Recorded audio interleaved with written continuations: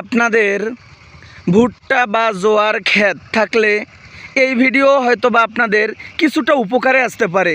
দেখেন, যেনারা জানেন আলহামদুলিল্লাহ, না জানলে শুনেন।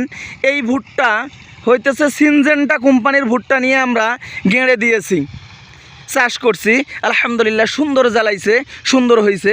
কিন্তু এই সাইড কিছু জায়গা ভুট্টা শর্ট পড়ার কারণে আমরা মেশিন দিয়ে মাড়ানো যে ভুট্টাটা আছে সেই ভুট্টাটা গেঁড়েছিলাম, এই সাইড হয় নাই গাছগুলো। তো আমরা কি করছি, এই সাইড যে ঘন ঘন গাছগুলো ছিল সেগুলো নিয়ে আসি এদিক গেঁড়েছি। তো কিছুটা হয়েছে বর্তমানে আলহামদুলিল্লাহ। হয়তো বা খুব ভালো না হইলেও ওই রকম না হইলেও কিছুটা হবে। কিন্তু আমি বলতেছি সকল চাষিদের, আপনাদের ভাইয়েরা বোনেরা, আপনারা কখনোই মেশিন দিয়ে মাড়ানো ভুট্টা আপনার জমিতে চাষ করবেন না।